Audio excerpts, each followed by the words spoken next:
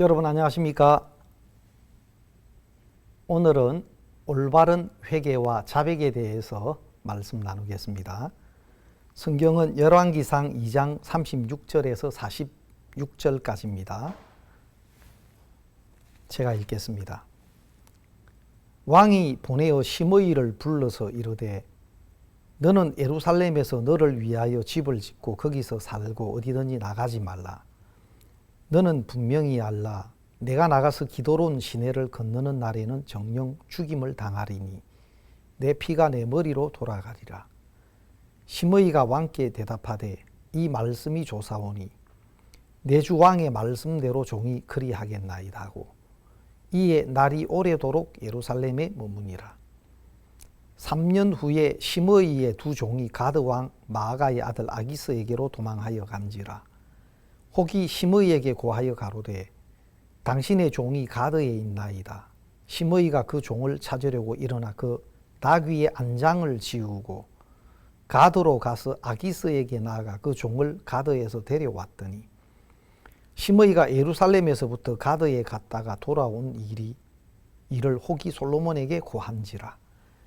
왕이 사람을 보내어 시므이를 불러서 이르되 내가 너로 여호와를 가리켜 맹세하고 경계하여 이르기를 너는 분명히 알라. 내가 밖으로 나가서 어디든지 가는 날에는 죽임을 당하리라 하지 아니하였느냐. 너도 내게 말하기를 내가 들은 말씀이 좋으니이다 하였거늘 내가 어찌하여 여호와를 가리켜 한 맹세와 내가 내게 이런 명령을 지키지 아니하였느냐. 왕이 또 시므이에게 이르되 내가 무릇 내 마음에 아는 모든 악 곧 내 부친에게 행한 바를 내가 스스로 아나니 여호와께서 내 악을 내 머리로 돌려보내시리라. 그러나 솔로몬 왕은 복을 받고 다윗의 위는 영원히 여호와 앞에서 견고히 서리라 하고 여호야다의 아들 브나야에게 명하매 저가 나가서 시므이를 쳐서 죽게 한지라. 이에 나라가 솔로몬의 손에 견고하여 지니라. 여러분, 사단은 정말 간교합니다. 요한복음 8장 44절에 거짓말장이요 거짓의 압이라고 이야기했습니다. 또 요한계시록 12장 9절에 온 천하를 꿰는 자라고 이야기했습니다.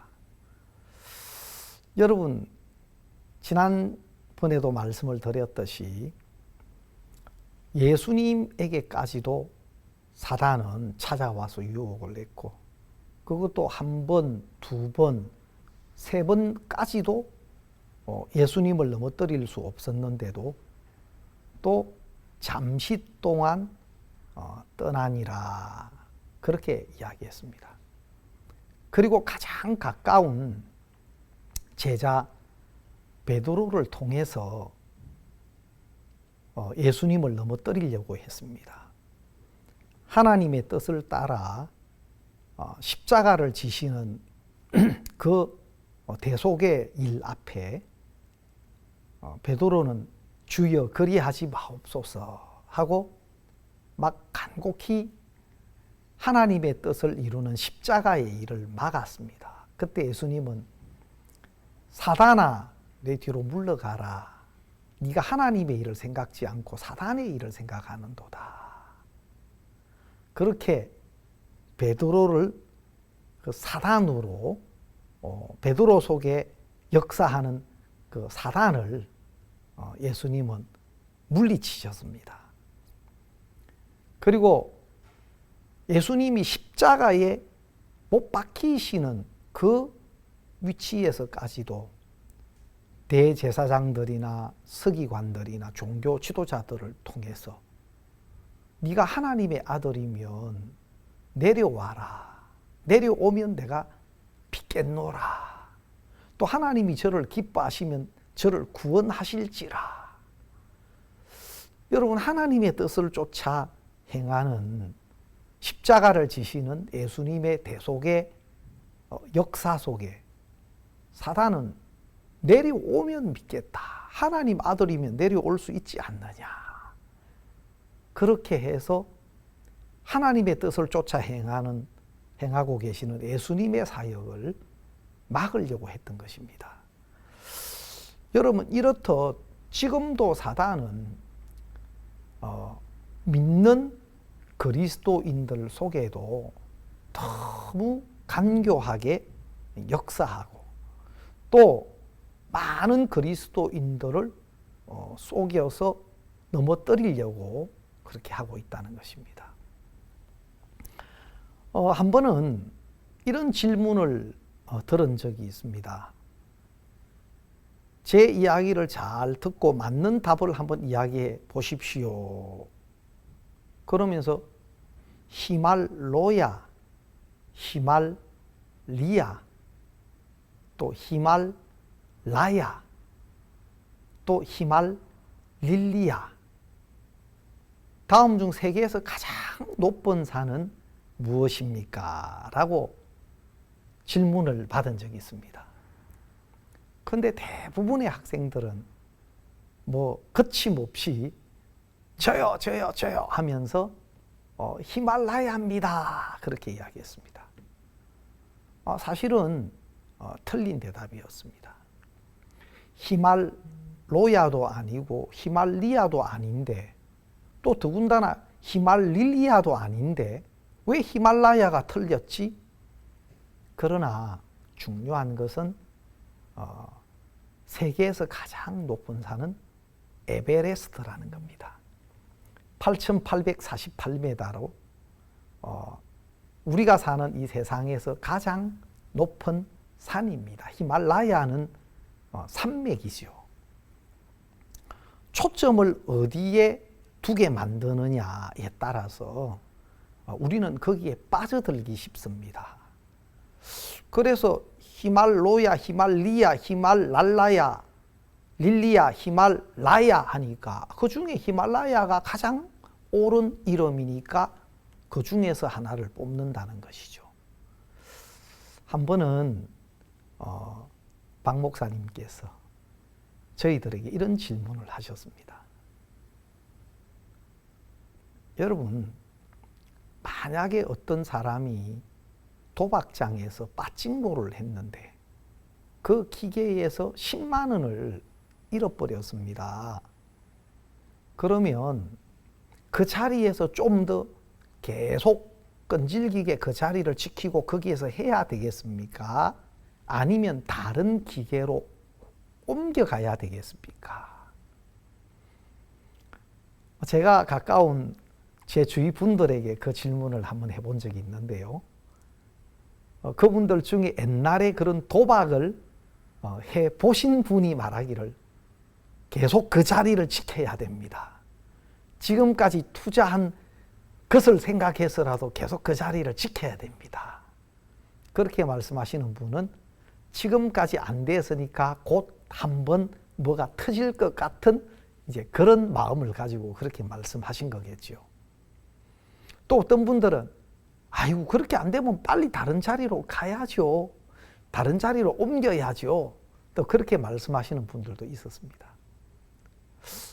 저희들은 지켜야 되나 가야 되나 글쎄 하는데 목사님이 말씀하시기를 뭘 지키고 뭘 옮겨가 안 해야지 그렇게 말씀하셨습니다.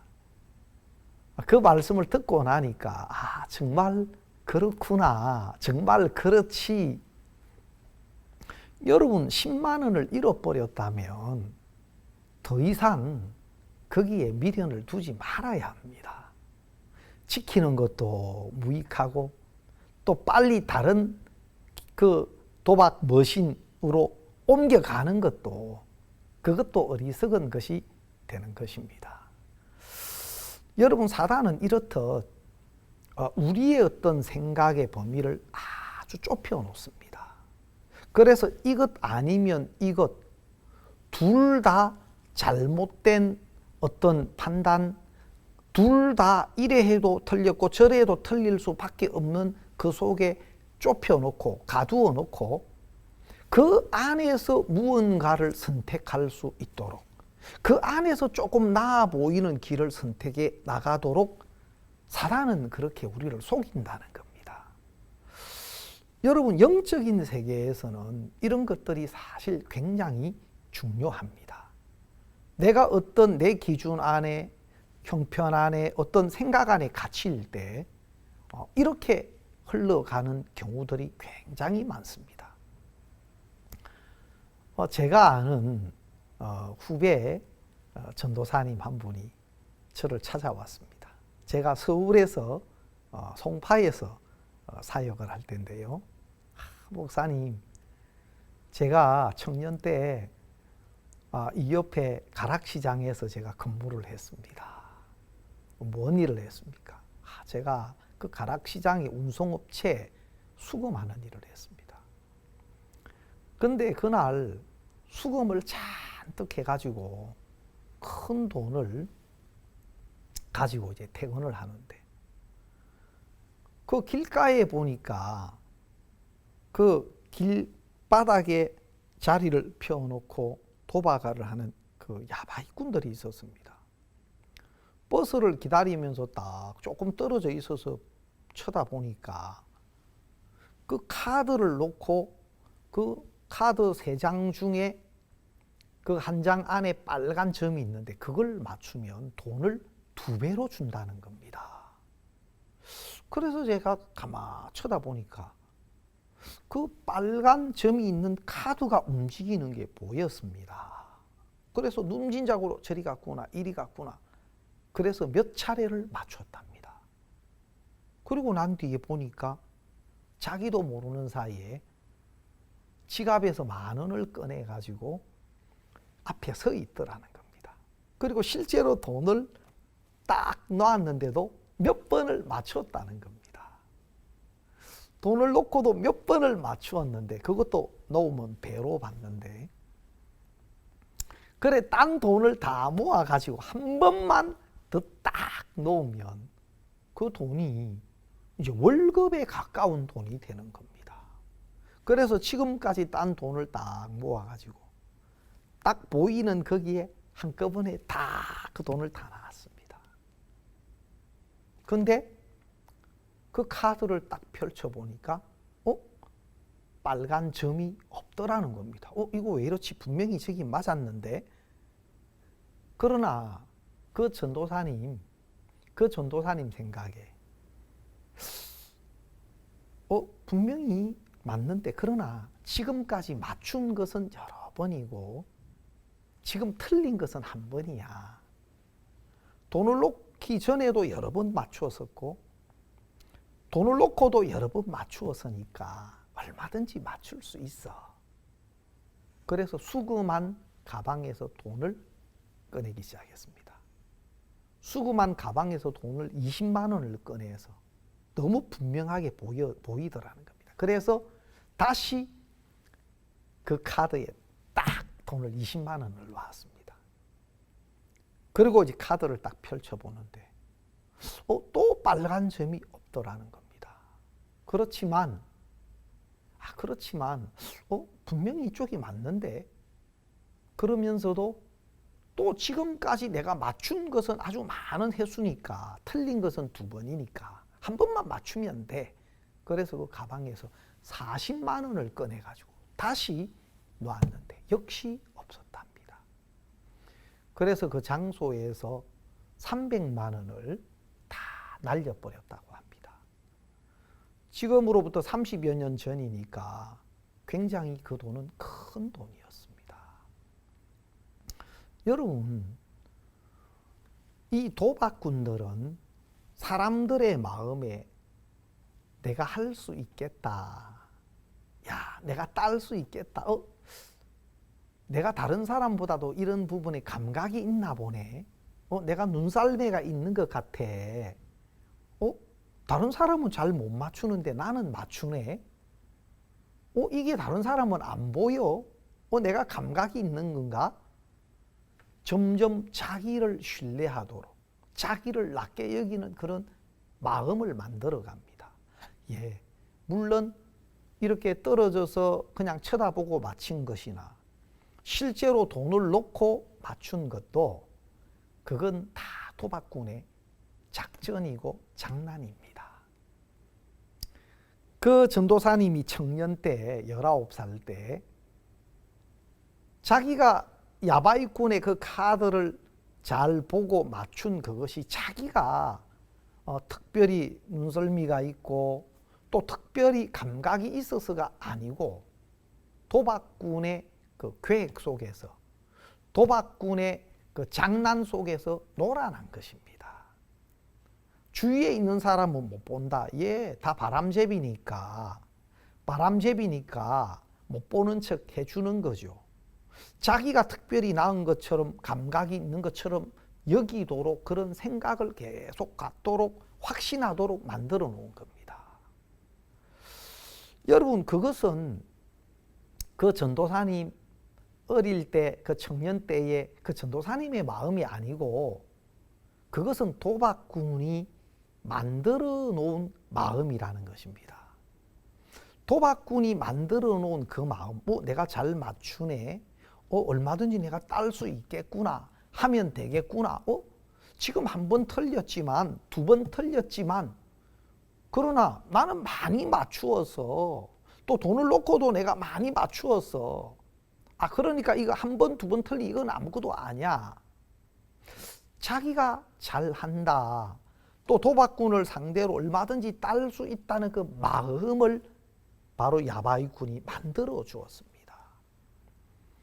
여러분, 그 마음이 잘못된 것인 것을 발견하지 못하면 그 마음이 자기 마음이 아니고 바로 그 야바이꾼이 만들어준 마음인 것을 알지 못하면 계속해서 그 잘못된 마음, 틀린 생각, 그 도박꾼이 만들어준 그 마음을 따라서 할 수만 있으면 돈을 끌어다가 가족의 돈도 또 친구의 돈도 또 그 회사에서도 대출을 받을 수 있으면 받아서라도 그렇게 하려고 할 겁니다. 그러면 언제 그것이 끝나느냐? 지금 내 마음은 거짓된 마음이구나.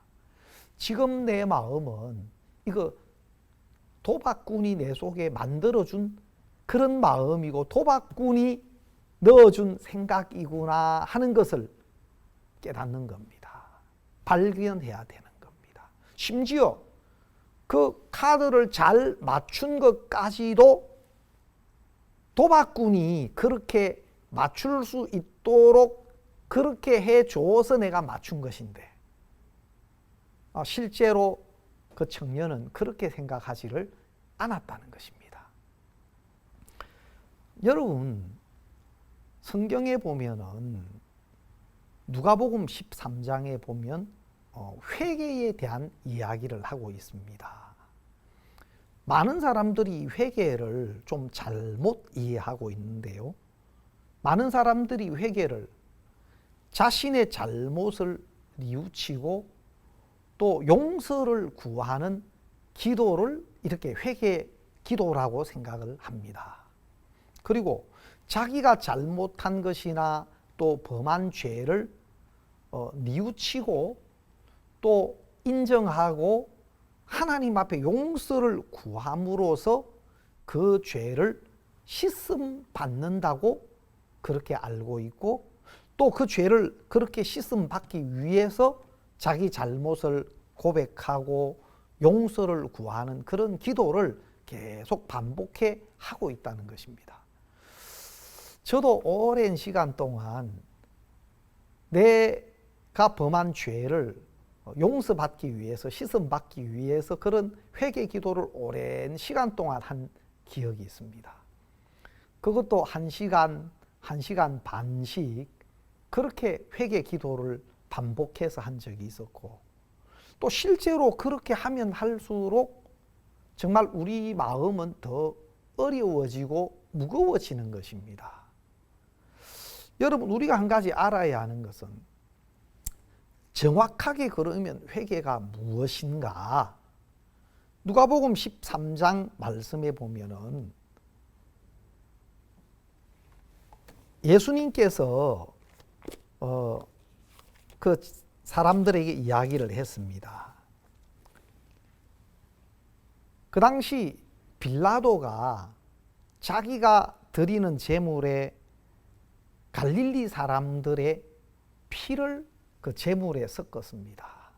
어떻게 보면 억울하게 갈릴리 사람들이 희생이 된 것입니다. 그 일을 두고 예수님께 이야기했을 때 예수님은 무슨 말씀을 하셨느냐? 이 억울하게 죽임을 당한 이 갈릴리 사람들이 너희들보다도 죄가 더 많아서 그런 줄 아느냐? 그렇지 않다. 너희도 회개하지 않으면 다 이와 같이 망하리라. 너희도 만일 회개치 아니하면 다 이와 같이 망하리라. 그리고 실로암에 망대가 무너져 치어 죽은 18사람이 있는데 그 18사람이 예루살렘에 거한 모든 사람보다 죄가 더 있는 줄 아느냐? 아니라. 너희도 만일 회개치 아니하면 다 이와 같이 망하리라.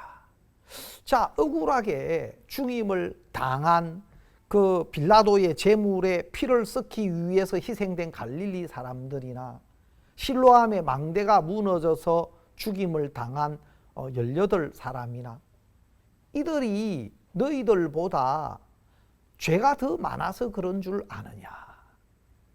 아니라. 너희도 회개하지 아니하면 다 이와 같이 망하리라. 예수님이 보시는 눈은 너희들도 다 망할 사람이다. 너희들도 하나님의 은혜가 아니면 안 될 사람이다.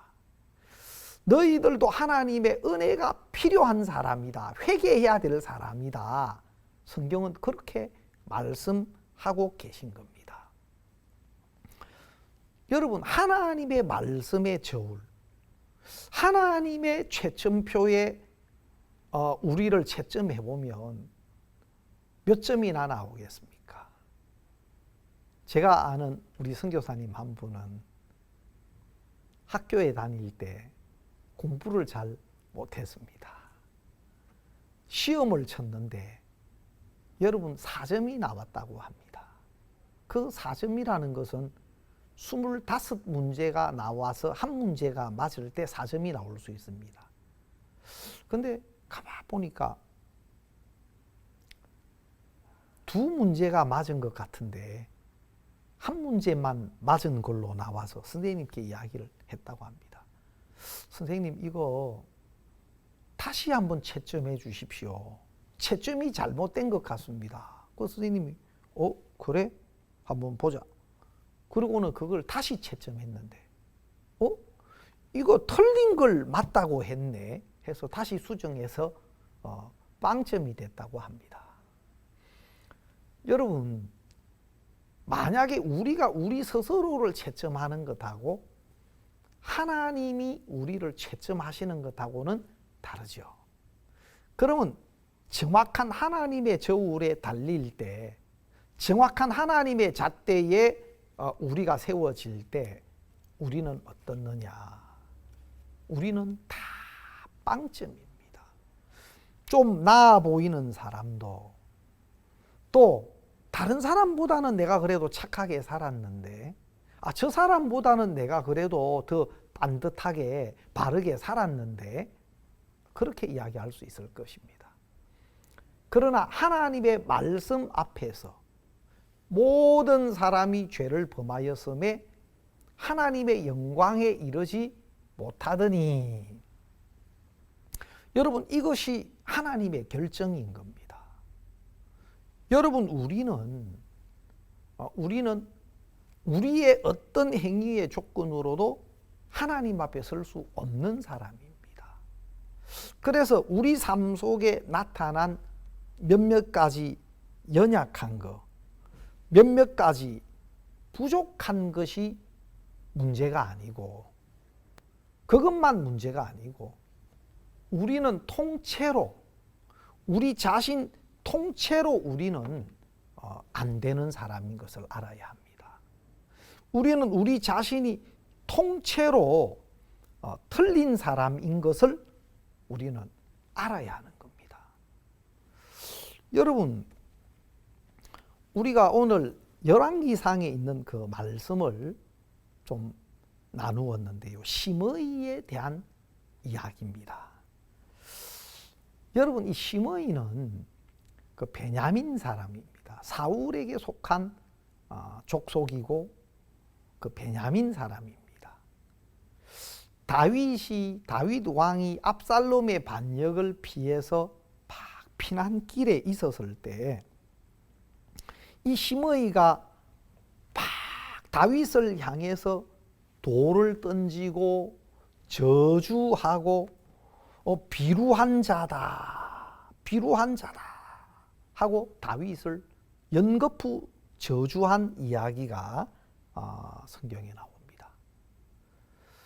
그런데 다윗은 하나님이 하시는 걸로 그 심의의 이야기로 듣지 않고 하나님이 하시는 걸로 받고 또 하나님이 자신에게 은혜를 베풀기를 또 구하고 그렇게 했었습니다. 그런데 다윗 속에 하나님의 계획이 있었고 또 하나님의 뜻이 있었기 때문에 다윗을 통해서 이스라엘을 통일시키시고 또 하나님이 성전을 건축하는 이런 계획을 뜻을 하나님이 가지고 계셨기 때문에 압살롬의 모든 반역들을 다 이길 수 있게 하셨습니다. 그리고 다시 왕궁으로 돌아올 때 이 심의가 제일 먼저 나와서 요단 나루턱에서 다윗을 맞이한 이야기가 나옵니다. 그 이야기가 사무엘하 19장에 나오는데요. 19장 19절에 보면 종의 패역한 일을 기억하지 마옵소서. 여러분, 심의가 다윗 앞에 나와서 예루살렘에서 나오시던 날에 종의 패역한 일을 기억하지 마옵소서.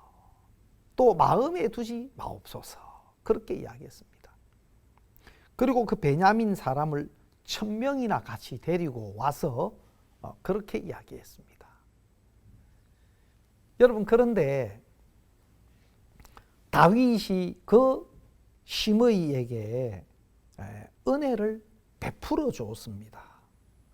여러분, 심의는 자기가 그때 다윗이 피난길에 나왔을 때 다윗을 연거푸 저주하고 또 다윗을 향하여 비루한 자라고 그렇게 다윗을 폄하하고 또 피 흘린 자, 정말 이유 없이 나쁜 악을 행한 사람으로 다윗을 취급하는 그런 무시를 다 뒤로 하고 이 심의에게 은혜를 베풀었습니다. 그런데 그 이후에 한참 이후에 다윗이 이제 임종하기 전에 그 아들 솔로몬에게 유언처럼 그 심의에 대한 이야기를 했습니다. 그래서 그 심의가 가지고 있는 마음은 잘못됐다. 다시 말하면 심의가 자기가 한 것에 대해서 내가 범죄한 줄 아옵는 고로, 왕의 종 내가 범죄한 줄 아옵는 고로 하고 그렇게 이야기했지만, 그러나 결국 이 심의가 그 마음을 돌이키거나 마음이 회개되지 않은 것을 다윗은 보았다는 겁니다. 그래서 솔로몬에게 그가 편안히 엄부로 내려가지 않도록 해라, 그렇게 유언을 하게 되었습니다. 그리고 오늘 읽었던 본문 말씀처럼 솔로몬이 그 심의를 찾아와서 이야기했습니다. 그 심의에게 너는 예루살렘을 떠나지 말라. 여기서 집을 짓고 살고 어디든지 나가지 말아라. 기드론 시내를 건너는 날에는 정녕 죽임을 당하리니 내 피가 내 머리로 돌아가리라. 그렇게 말했습니다. 그리고 열왕기상 2장 38절에 보면은 심의가 뭐라고 이야기했냐면, 심의가 왕께 대답하되 이 말씀이 조사오니 내 주 왕의 말씀대로 종이 그리하겠나이다. 심의가 그 솔로몬에게 이야기하기를 이 말씀이 조사오니 내 주 왕의 말씀대로 종이 그리하겠나이다. 여러분, 여기 보면 여러분 지금 솔로몬이 이야기하는 것은 예루살렘을 떠나면 기드론 시내를 건너면 네가 죽을 것이다. 그것을 떠나지 말고 예루살렘 안에 거해라. 여러분, 이것은 법입니다. 법.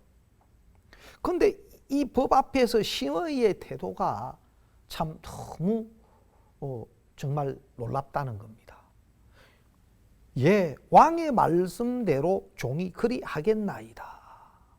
왕의 말씀대로. 이 말씀이 조사오니. 왜? 여러분, 심의 마음에 그건 내가 얼마든지 지킬 수 있어. 뭐 안 나가면 되지. 뭐 안 나가면 되는 거니까 얼마든지 나 지킬 수 있어.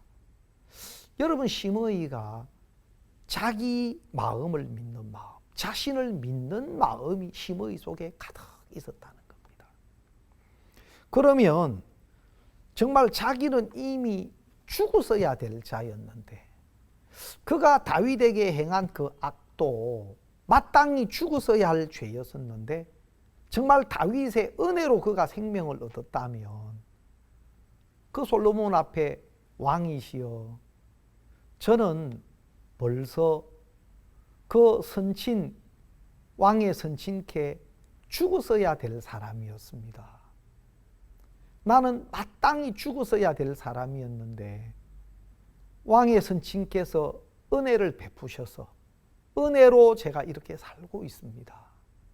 저는 은혜가 아니면 안 될 사람입니다. 저는 마땅히 죽었어야 할 사람입니다. 그리고 지금도 정말 왕의 은혜를 입고 싶습니다. 내 조건으로는 나는 죽어야 할 사람이었습니다. 또 지금도 그렇습니다. 은혜를 입고 싶습니다. 그랬다면 전혀 달라질 수 있어서 그럴 겁니다.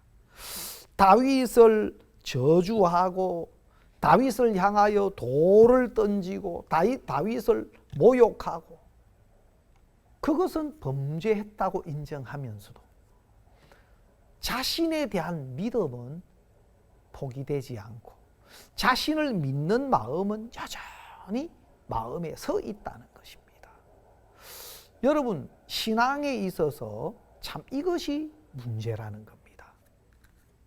여러분, 정말 회개는 내가 잘못한 어떤 부분적인 어떤 허물들, 또 실수들, 이런 것들을 인정하고 또 이런 것들을 내가 안 하려고 애쓰는 것을 말하는 것이 아닙니다.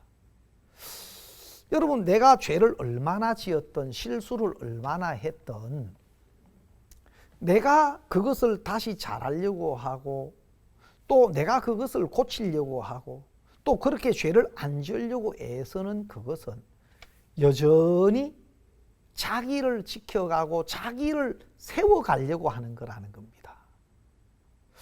정말 자기에게 기대를 두고 자기가 한 것으로 자기를 바꾸어 나가려고 하고 또 자기를 세워 나가려고 하고 자기가 한 것으로 자기의 조건으로 하나님 앞에 서려고 하는 그것 자체가 사단에게 속는 것이라는 겁니다.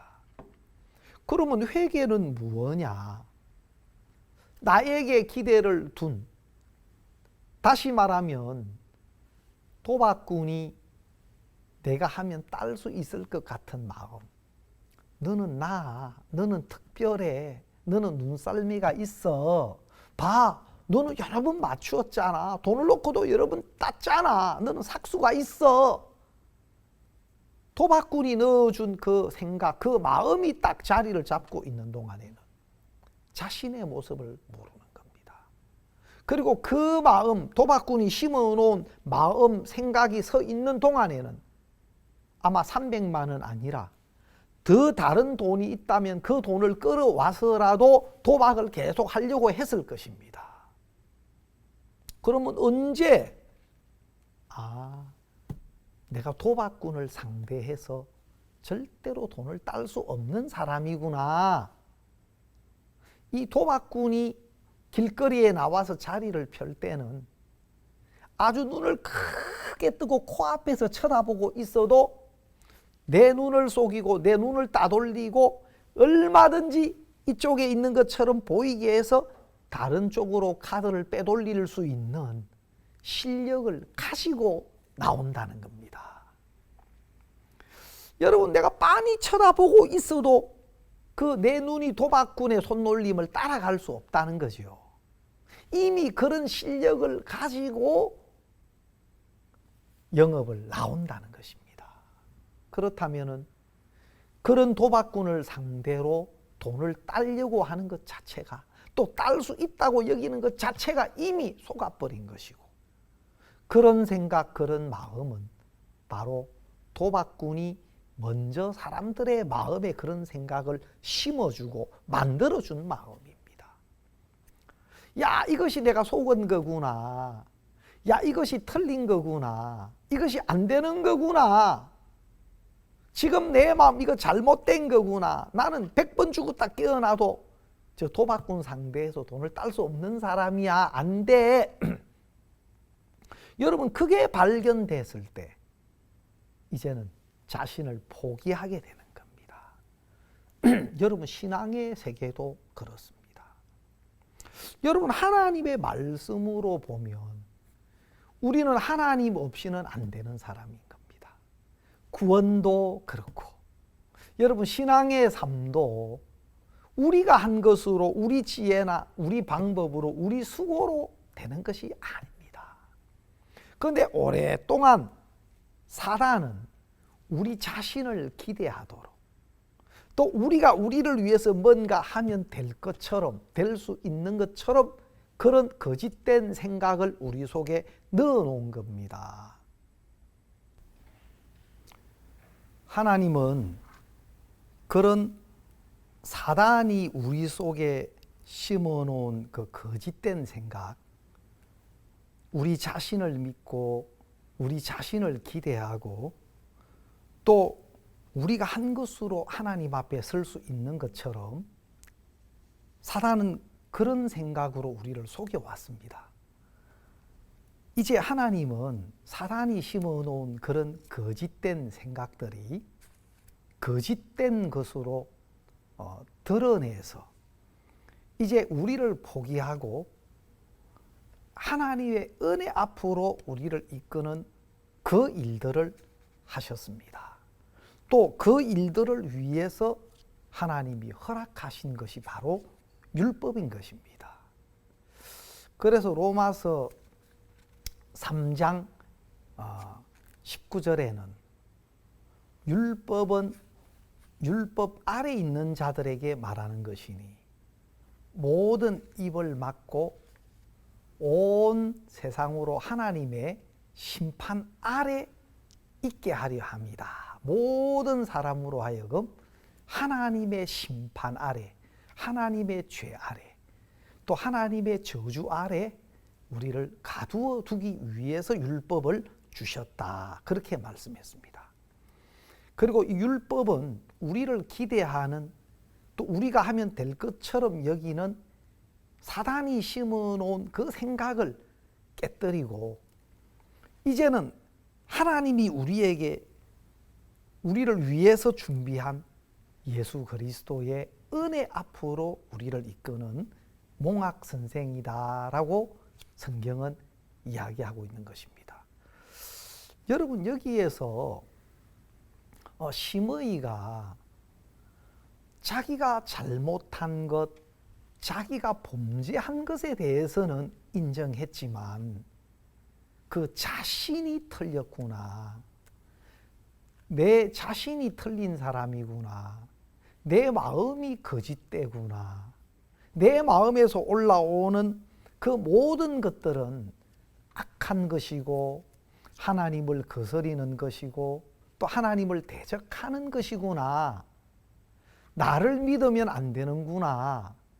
내 마음 자체가 바로 사단이 간교하게 우리 속에 심어놓은 거짓된 생각이고 거짓된 마음이구나 하는 것을 발견하고, 이제 자기 마음을, 자기를 통째로 포기하고, 이제는 하나님의 말씀이 아니면, 하나님의 은혜가 아니면 안 되는 사람으로 하나님 앞에 돌이키는 것을 회개라고 하는 겁니다.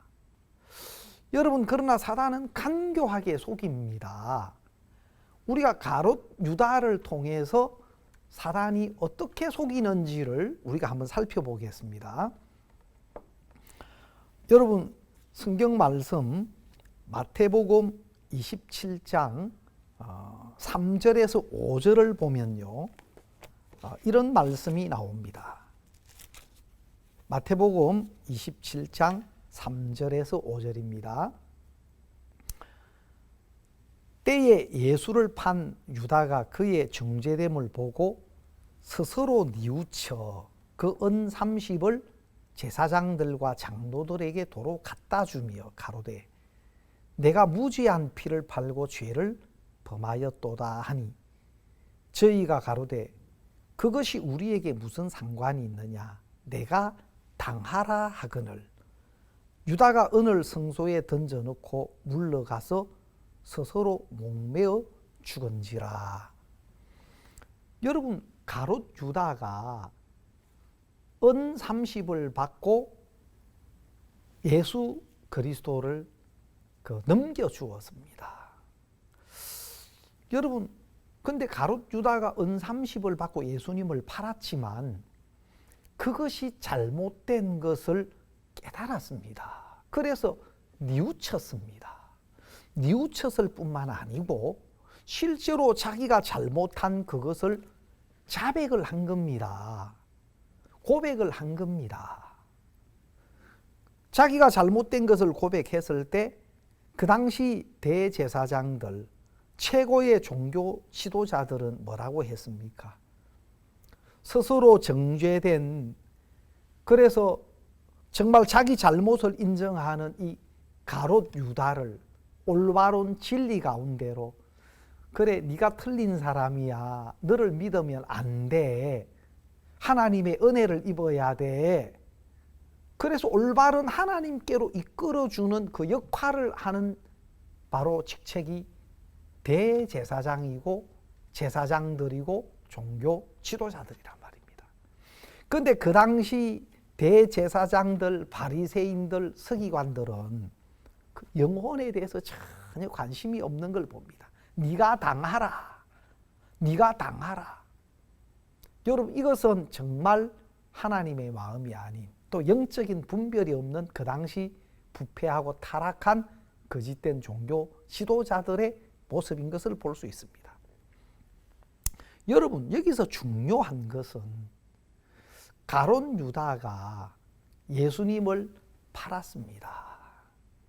또 팔은 그것이 잘못됐고 죄를 지었다는 사실을 또 뉘우쳤고 또 고백을 했고, 그리고 받은 은 30 또한 그것을 다시 돌려줬습니다.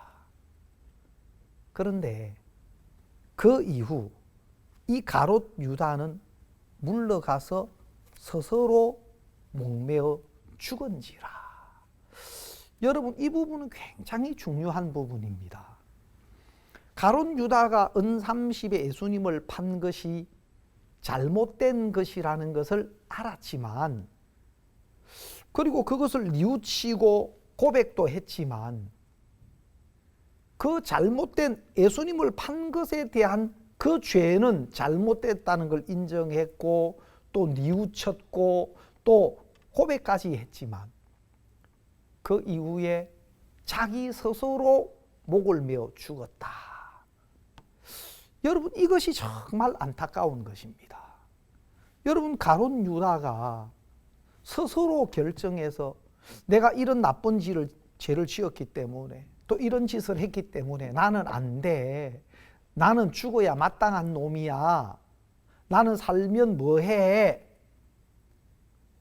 그 자신의 생각이었고 자신의 결정이었다는 겁니다. 여러분, 우리가 삶 속에서 우리가 부분적으로 잘못된 것을 인정하고 시인하고 하지만 거기서 더 중요한 것은 내 삶 속에 나타난 잘못된 것들을 통해서 내 자신이 틀린 사람이라는 것을 발견하는 게 중요합니다. 아, 내 마음을 믿으면 안 되구나. 내가 옳다고 생각했는데 바로 이 생각이 거짓된 것이구나. 틀린 것이구나. 야, 그럼 어떻게 해야 되지? 그러면 내가 하나님의 은혜를 입어야 하는데 하나님은 무엇을 말씀하고 계시지? 하나님 말씀은 뭐라고 이야기하고 계시지?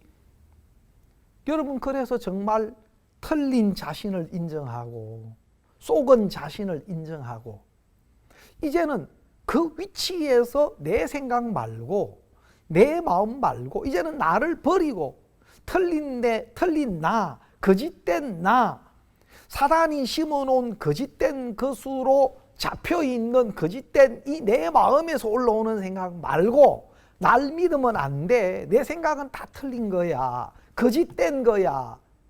내 마음을 포기하고 이제는 하나님 앞에 나와서 나를 내어놓고 이제 하나님이 뭐라고 말씀하시는지 또 하나님이 뭘 원하시는지 그 하나님의 음성에 하나님의 인도에 이끌림을 받는 것들이 중요하다는 겁니다. 여러분, 많은 사람들이 부분적으로 우리가 잘못한 것을 인정하고 또 시인하고 고백을 하기도 합니다. 그러나 참 안타까운 것은 그 나타난 잘못된 허물이나 범죄나 또 어떤 실수나 이 것 자체보다도 그것을 통해서 내가 틀린 사람이라는 것을 발견하는 것, 정말 내 마음이 거짓되다는 것을 발견하는 것. 그래서 나를 믿으면 안 되겠구나, 내 마음을 따라가면 안 되는구나. 그래서 이제는 나를 통째로 포기하고 정말 하나님의 말씀과 또 하나님의 종의 인도와 교회의 인도를 받는 것이 그 모든 거짓된 사단이 심어놓은 생각에서 벗어날 수 있는 길이 된다는 것입니다. 여러분, 성경에 보면 가룟 유다가 예수님을 은30에 팔았지만 성경에 보면은 가룟 유다 마음에 예수님을 팔려고 하는 생각이 들어왔습니다. 우리가 마태복음 26장 15절 16절을 한번 보면요, 참 중요한 말씀인데요. 내가 예수를 너희에게 넘겨주리니 얼마나 주려느냐 하니 그들이 은30을 달아주거늘 저가 그때부터 예수를 넘겨줄 기회를 찾더라. 여러분, 가룟 유다 마음속에 예수님을 은30에 팔고 잘못된 것을 깨닫고 뉘우치고 했지만 그 전에 예수님을 은30을 받고 넘겨줄 기회를 찾았습니다. 이미 예수님을 은30에 팔려고 하는 그 마음이 들어왔고 또 은30을 받고 이제는 예수님을 넘겨줄 기회를 찾은 것입니다. 그러나 그보다도 더 중요한 것, 예수님을 팔았을 뿐만 아니라 그 전에 예수님 은30을 받고 예수님을 넘겨줄 기회를 찾았고 그 이전에 그러면 그 예수님을 넘겨줄 그 마음은 어디서부터 왔느냐? 요한복음 13장 2절에 보면은요, 마귀가 벌써 시몬의 아들 가룟 유다의 마음에 예수를 팔려는 생각을 넣었더니, 여러분, 마귀가 시몬의 아들 가룟 유다의 마음에 예수를 팔려는 생각을 넣었습니다. 여러분, 가롯 유다의 마음에 들어와 있는 예수님을 팔고 은 30이라도 내가 챙겨야 되겠다 하는 그 욕망, 욕심을 여러분 마귀가 가롯 유다의 마음에 넣었고 그 마음이 이끌어서 예수님을 넘겨줄 테니 얼마를 주겠느냐 하고 은 30을 받았고 예수님을 넘겨줄 기회를 찾았고 또 예수님을 그렇게 넘겨줬습니다. 그리고 난 뒤에 그것이 잘못됐다는 걸 깨닫고 뉘우쳤습니다. 고백도 했습니다. 그러나 자신이 틀렸다는 것은 발견하지 못했습니다. 여러분 예수님을 은 30에 팔은 것도 잘못된 것이지만 자기 마음을 믿고 여전히 예수님을 판 것도 사단에 의해서 마귀가 넣어준 생각에 이끌린 것일 뿐만 아니고 은 30에 팔고 난 뒤에 그것이 잘못된 것을 정말 깨닫고 뉘우치고 은 30을 성전에 다시 던져 넣었지만 스스로 목매어서 목숨을 끊은 그것 역시 자기 결정, 자기 마음을 따라 행한 결과라는 겁니다.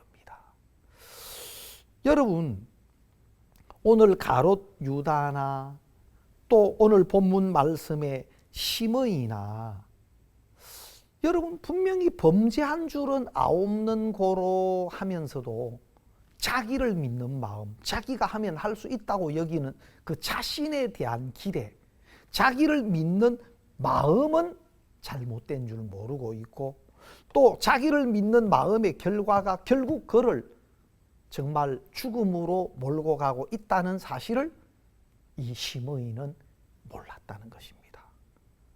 참 많은 사람들이 자신의 연약함과 부족함은 그렇게 인정하면서도 여전히 또 자기를 믿고 자기에게서 올라오는 생각의 영향을 받고 이끌림을 받으면서 신앙의 어려움을 겪고 있는 사람들이 참 많습니다. 여러분 회개는 부분적으로 내 잘못된 것을 인정하는 것이 아니고 내 자신이 통째로 틀린 사람이다, 안 되는 사람이다 하는 것들을 하나님 앞에서 발견하고 인정하는 것을 말하는 것입니다. 그리고 이제 나를 통째로 버리고 나를 통째로 내려놓고 이제는 하나님의 은혜, 예수 그리스도의 은혜 앞으로 나와서 이제는 하나님의 은혜 앞에 내가 맡겨지고 속해지는 것을 성경은 회개라고 말하는 것입니다. 여러분 성경에 보면은 여호수아 9장에 보면 기브온 거민에 대한 이야기가 나옵니다. 여러분 이 기브온 거민은 이스라엘 땅 그 가나안 7족속 중에 속한 사람이었습니다. 그런데 그들은 사람들에게는 아주 강한 족속으로 인정을 받았고 또 왕도와 같은 큰 성을 가지고 있었습니다. 그런데 그 기브온 거민들에게 무엇이 들려졌느냐? 하나님의 말씀이 들려진 것입니다. 여러분 그들 속에 하나님의 말씀이 들려지면서 하나님의 말씀 앞에 자기를 보니까 하나님이 가나안 땅을 이스라엘 백성들에게 주신 겁니다. 또 가나안에 있는 7족속들을 다 여호수아에게 이스라엘 백성에게 하나님이 이미 붙이신 것입니다. 기브온 거민이 하나님의 말씀이 정확하게 들려지면서 그 말씀 앞에서 우리 강한 것이 아무 소용이 없구나. 왕도와 같은 이 성, 이것이 우리를 지켜줄 수 없는 거구나. 하나님의 말씀 앞에서 자기를 볼 때 이미 이 가나안 땅에 있는 7족속은 다 죽임을 당할 수밖에 없는 위치에 있다는 걸 발견했습니다. 그리고 왕도와 같은 이 성이 자기들을 지켜줄 수 없는 것을 발견했습니다. 그래서 통째로 자신에게 속한 모든 것을 통째로 다 포기하고 이스라엘 백성들에게 화친을 맺기 위해서, 그 화친은 바로 은혜의 약속입니다. 그 은혜의 약속을 얻기 위해서 자기들이 꾸미고 변장해서 여호수아 앞에 나오는 걸 볼 수 있습니다. 여러분, 그들의 모습이 어떠했습니까? 여러분, 여호수아 9장에 보면은 이렇게 말씀하고 있습니다. 9장 5절에 보면, 4절에 보면 꾀를 내어 사신의 모양을 꾸미되 헤어진 전대와 헤어지고 찢어져서 기운 가죽 포도주 부대를 나귀에 싣고 낡아 기운 신을 신고 낡은 옷을 입고 다 마르고 곰팡이 난 떡을 예비하고 그들이 길갈 진으로 와서 여호수아에게 이르러 그와 이스라엘 사람들에게 이르되 우리는 원방에서 왔나이다. 이제 우리와 약조하사이다. 여러분, 이들이 먼 지방에서 온 사람인 것처럼 그들의 전대는 헤어지고 찢어지고 또 기운 가죽 포도주 부대를 가지고 있었고, 그리고 낡아 기운 신을 신고 낡은 옷을 입고 다 마르고 곰팡이 난 떡을 예비하고, 그들이 꾸민 변장한 이 모습은 그들의 마음의 표현입니다. 하나님 말씀 앞에 우리 떡은 우리의 참 양식이 될 수 없습니다. 우리에게 속한 것은 다 소용없습니다.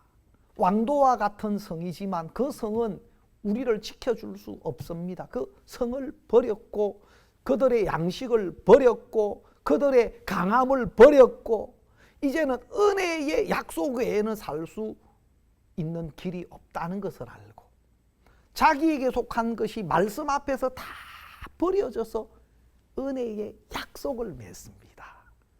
이것이 말씀 앞에서 발견된 바로 그들의 모습이었습니다. 그리고 그들이 분명히 하나님의 말씀이 그들에게 들려져서 이 땅 모든 거민을 당신들 앞에서 멸하라 하신 것이 당신의 종에게 분명히 들림으로 그렇게 말씀 앞에서 멸망을 깨닫고 자신의 모든 것을 포기하고 이제 은혜의 약속을 얻으려고 그 여호수아 앞에 이스라엘 백성 앞에 나와서 화친을 맺고 이스라엘에게 속해집니다. 여러분, 10장에 보면 아모리 사람들이 연합 군대를 해서 기브온 거민을 치러 왔을 때 이제 자기의 모든 것은 다 마음에서 버려졌기 때문에 이제 여호수아에게 청해서 당신의 종 돕기를 더디 마옵소서. 정말 자기 강함도 있고 뭔가 해본 것도 있지만 다 버리고 이제는 오직 이스라엘 하나님 여호수아로부터 오는 은혜를 입기 위해서 도움을 요청했고 하나님 여호수아를 통해서 그 아모리 사람들을 다 진멸하시고 이 기브온 거민을 거기서 건져주는 것을 볼 수 있습니다. 여러분, 우리 신앙의 삶이 바로 그런 것입니다. 이제 회개는 부분적인 어떤 내 몇몇 허물을 인정하고 고백하고 또 여전히 내가 잘하려고 하는 그것이 아니고 내 자신 전체가 포기되고 은혜가 아니면 안 되는 자로 하나님 앞에 은혜 앞에 돌이켜 나오는 것을 말하는 것입니다.